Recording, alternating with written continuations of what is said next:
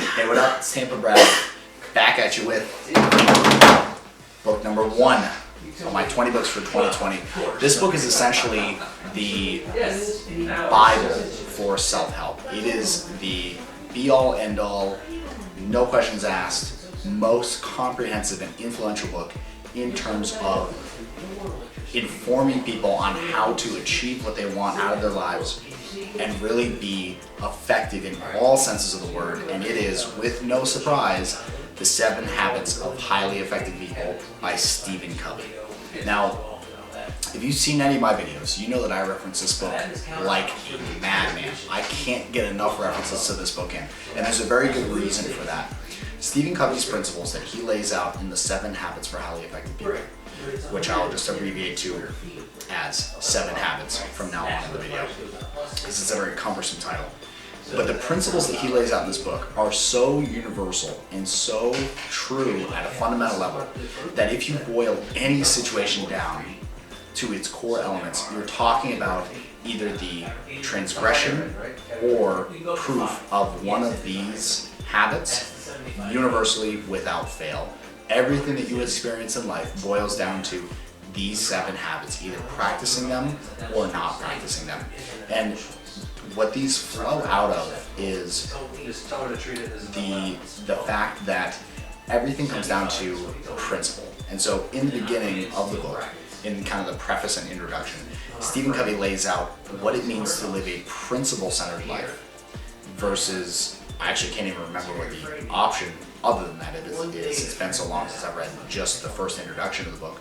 But he basically lays out what a principle-centered life looks like and why it's valuable to live a life based on principles and values, and why anytime that we deviate from those, we're setting ourselves up for failure because we're not being congruent to the things that we truly believe.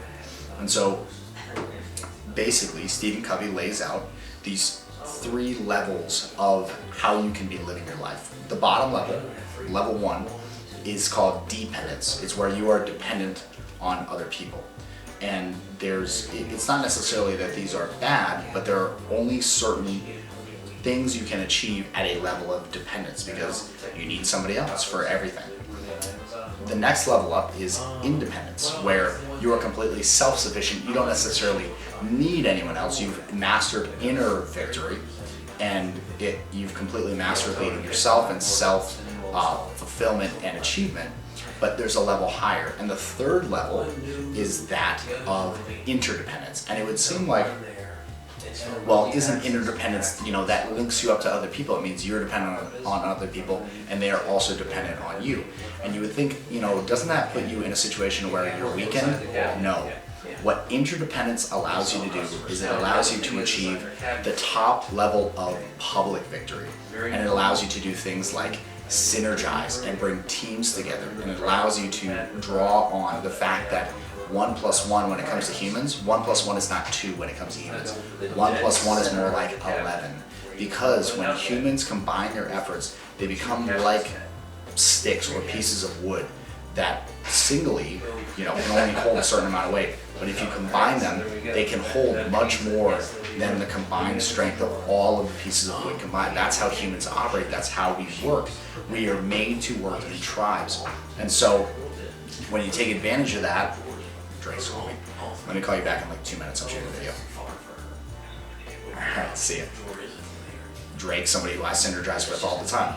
We'll have to put the little graph in here that shows how all the habits play together. But when you hit that highest level of interdependence, where you can build a system where you are dependent on other people and they're also dependent on you, then you can synergize and accomplish way more than you could accomplish just on your own.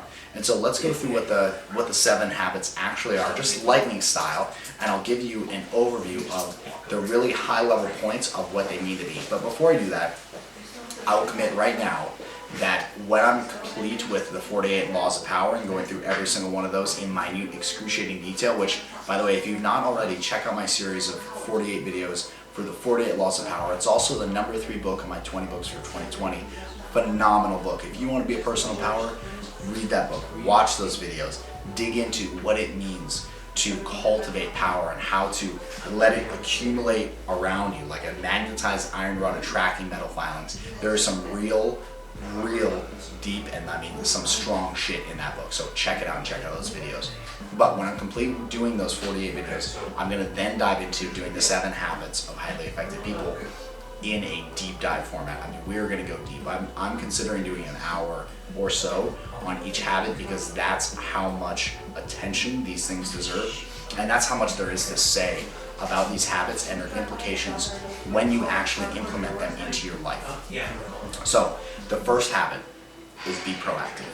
And what this means is use your basic human faculties. What makes us unique about humans is that we have this space between stimulus and response. An animal, you give it a stimulus, it just responds. The same way every single time. Stimulus, response, stimulus, response. In a human, it's a little different. In a human, we have a prefrontal cortex. We have the ability to reason. We have the ability to take a stimulus and put a space between the stimulus and the response. We have the ability between stimulus and response to choose. We have the ability to choose our response.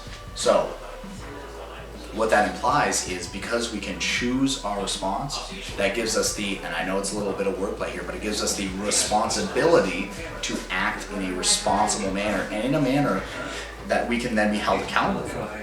We can be held to account for our actions because we can proactively choose what our actions are in response to stimulus. This is huge. I can't hammer this home enough. I do many talks on this throughout the year. I mean, this is probably my favorite topic to expound at length on. I already am so excited to do those 7 habits videos because they're just going to be amazing. I mean, I think I might be able to go longer than an hour on Be Proactive, but we'll cap it there for now.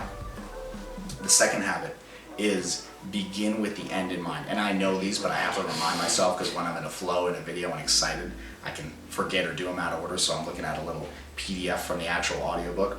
So number 2, second habit, begin with the end in mind. What this means is it's actually best illustrated in a metaphor. If you were to build a house, what's the first thing you would do when you built a house?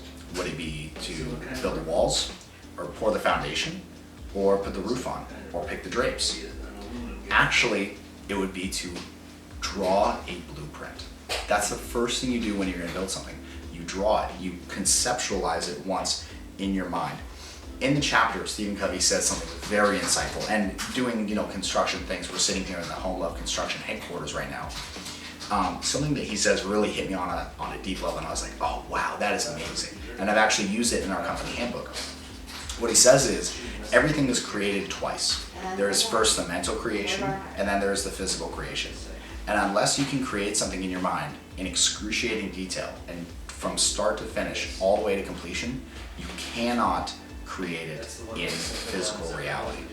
And I'll say it again, unless you can create something in your mind in excruciating detail from start to finish, you can't create it out in the physical reality world, okay? That's what beginning with the end in mind is before you start going towards something, figure out exactly where it is you're going and why. That's a big important part of this is where are you going and why are you going there? Then starting your journey, it leads right into habit 3. Habit 3 is put first things first. Once you draw the blueprint for the house, you got to do the earthwork and put the foundation in and rough it in first. You can't start building the walls until you've got your foundation poured and it's had time to set up. You have to do the things that will lead to your big picture success. You have to do the fundamentals first. You can't skip the fundamentals. And this is actually one of those laws or habits I should say.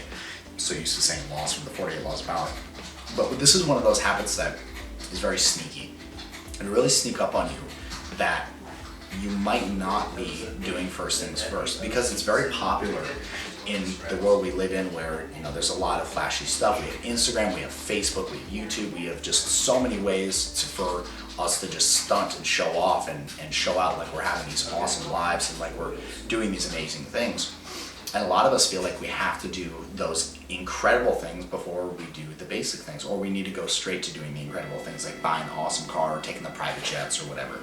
But the people who are really doing those things on a high level, they didn't go straight there. They put first things first. Before they bought the awesome car, they built the income stream that allowed them to buy the awesome car on a whim and have it not be a big deal. They built a multi-million-dollar company that if they want to buy a $100,000 car, they just go out and buy a $100,000 car because they got it in the bank. They got it like that, as they like to say.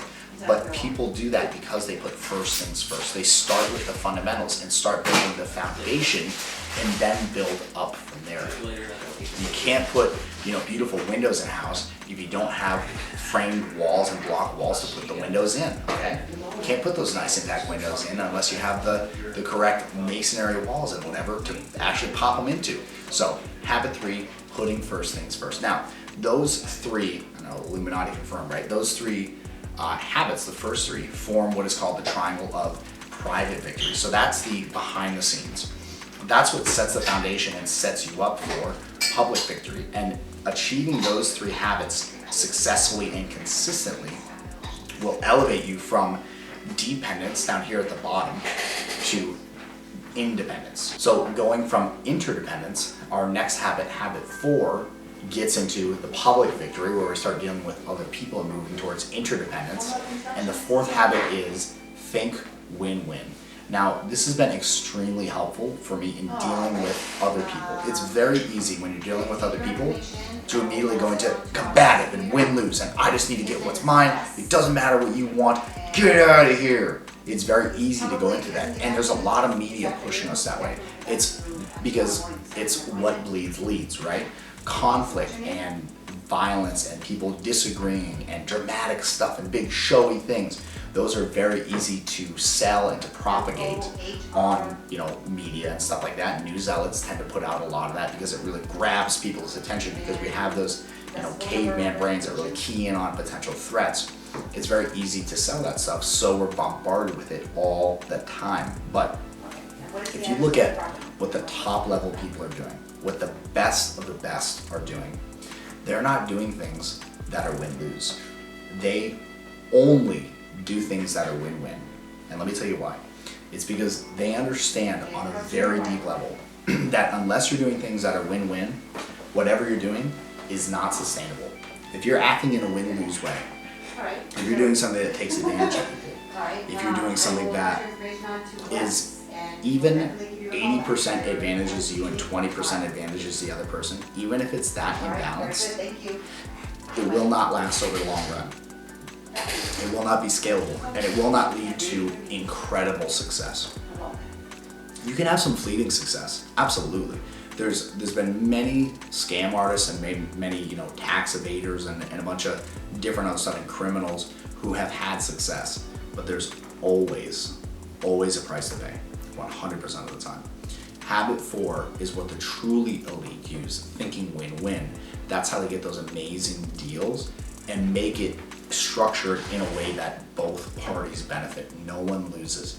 It's the idea of an abundance mentality. It's thinking, look, there's enough to go around. Let's get creative and let's use our really good, highly evolved brains to figure out a really good solution that we're both thrilled with. Or if we can't, let's just not do it. Let's save our energy for a better opportunity that I'm sure will come down the road. Again, an abundance mentality, abundance of either we can figure out a solution because we have the resources, or abundance of opportunity in, look, if this opportunity doesn't work out, we're just gonna get another one next week. It's no big deal.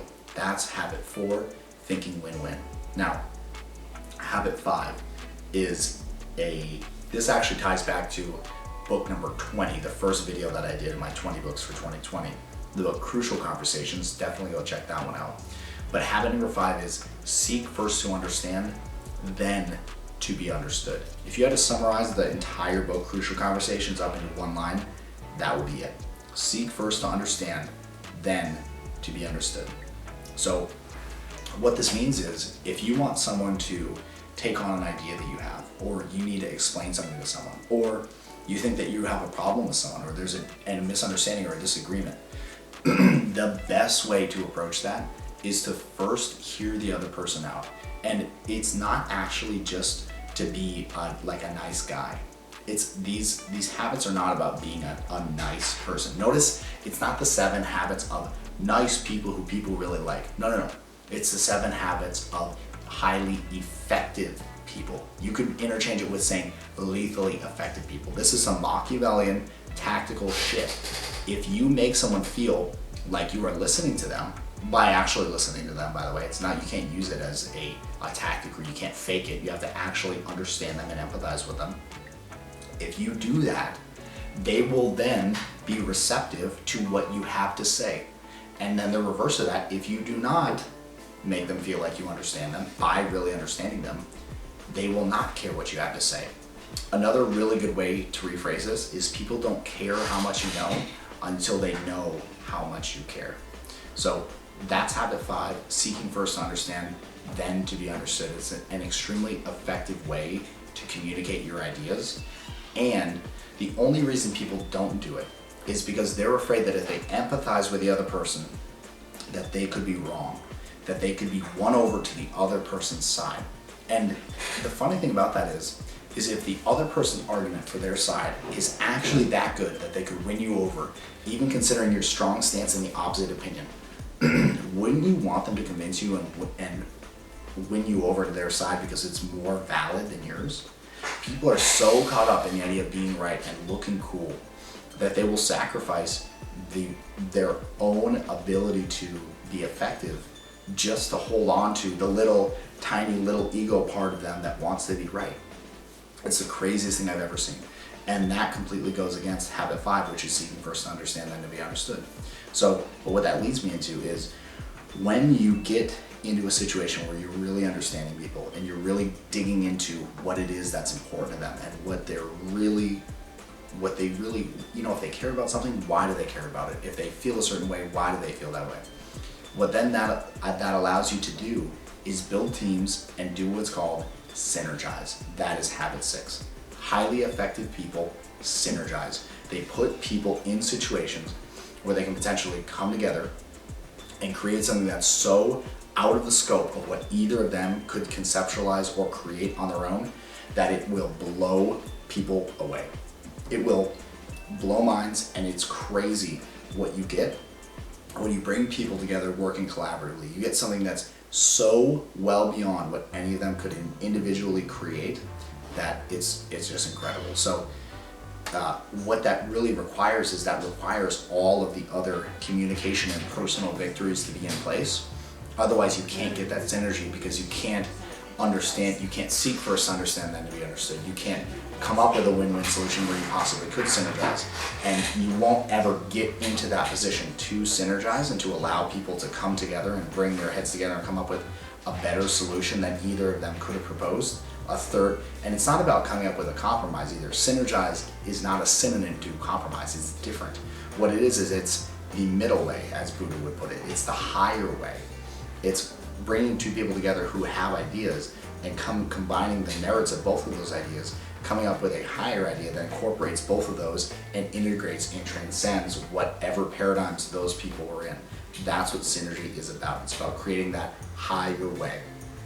Now, realize that completes the paradigm and the climb up to interdependence. If you've mastered all of that, you are at interdependence, and you have relationships where people are dependent on you, but you are also dependent on them, and that's a very healthy place to be.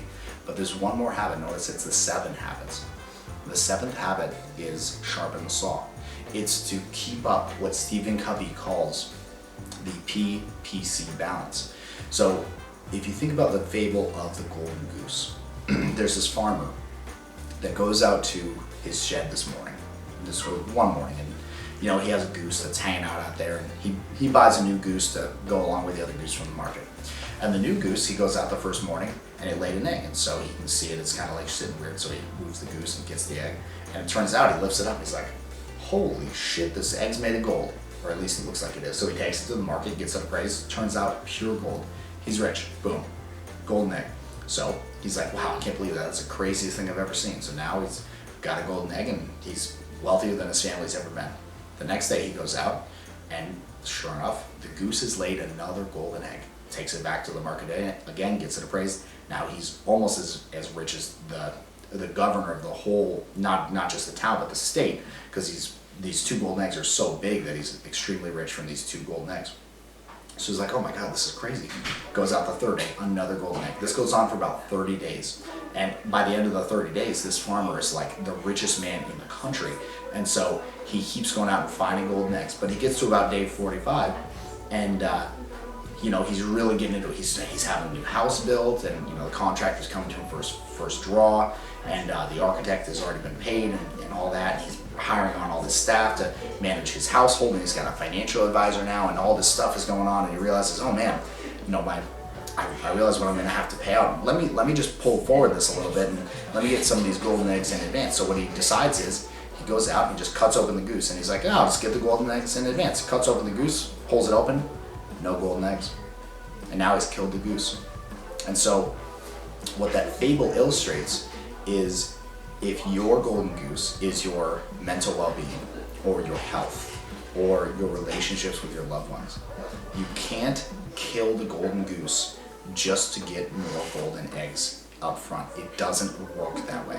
You have to keep the golden goose fed and healthy in order for it to keep laying eggs. So that's you. You have to keep yourself in a state to where you can continue to do the things that are your quote-unquote golden eggs. You have to keep yourself in a position where you are well taken care of, where your nutrition is right, where your health is good, where your mental health is good, even more important, where your relationship with the people around you is good, where all you have around you is people who are pushing you up and no one dragging you down, and where you're not overworking yourself or working yourself in a way that is not going to benefit you over the long run, or is going to lead to burnout. All of these things are extremely important, and Stephen Covey sums them all up in Habit 7, which is sharpening the saw. It's working on that PPC balance, and it's also working on each of the 7 habits as they revolve in and result in your golden eggs. It's each of those 7 habits. Once you integrate them and really are living them, they're going to lead to whatever success you have. And so you need to make sure that you're sharpening the saw, so to speak, by practicing those fundamentals, those fundamental 7 habits in your day-to-day activities. And if you're not doing that, you'll find that your saw, so to speak, your ability to cut through your problems, will get dull. There's a story about a competition between a very old lumberjack and a very young lumberjack. And so it was still in the time where they still used axes and saws, and they didn't have chainsaws yet. But the young lumberjack had a nice carbon fiber axe, and the old, kind of like farmer, old dude, he had this old metal axe, right? And so they had this competition, right? They have to fall this massive tree, huge tree. And so what they do is they can either use the axe or the saw, and they can do it however they want. So they go into it, and the young lumberjack, as soon as the gun goes off, just starts hacking away at the tree and doesn't stop, just keeps going. And the old farmer sits there and just starts sharpening his saw. He spends about the first hour just getting the saw nice and sharp. And that younger lumberjack is hacking away for like the first hour, and he gets through maybe a quarter of the tree. And then finally, about an hour and a half in, the older farmer and his farmhands start sawing away at the tree. They just start sawing and sawing. And they've got their axe super sharp, and so it's just cutting right through the tree. And the younger lumberjack has to stop and take a break because he's just dead. He can barely even lift the axe anymore. So he finally sits down, and by the time he sits down, the old farmer has gone right through the tree because he had a sharp saw. He went right through it. So when they asked the younger lumberjack, how did you lose? You were so much better prepared. You had a better axe and saw and everything. And what he says is, I didn't have time to sharpen my saw. So don't let that be you. Don't let yourself be the lumberjack that can't stop sawing at the tree because you don't have time to sharpen your saw. Do the things that make you more effective. Do the things that sharpen your saw and allow you to just chop right through the tree if you need to, okay? So that is the 7 habits. That is this book. And that is all 20 of these books that I've laid out for you here in the past 20 days. We've done it. We've done 1 book a day. It's been amazing. It was super fun shooting these videos, and I hope that you enjoyed them and got as much out of them as I did making these videos. See, I definitely do these for you. These are for your benefit, but I'll let you in on a little secret. They're also for my benefit, because in having to come up with what I'm going to say about each of these books and forming the thoughts in my head and really digging out what the essential core pieces and the nuggets of gold in these books are, I actually get a lot of benefit out of it. That's why I do these videos sometimes, is to, when I think something is really important, in order to cement the ideas in my mind. They say that if you want to truly master something, teach it to someone else. Don't just teach it to yourself. Learn it and then teach it to someone else, pass it on. And it's not just the act of teaching it, it's the kind of law of reciprocity, giver's gain mentality of when you give that information, it comes back around to you. By teaching someone, you open yourself up to potentially receive. And so I've seen that work amazingly in my life. So that's why I wanted to make these videos. That's why this book series was so important to me. And I really appreciate you and your attention and your time watching this with me.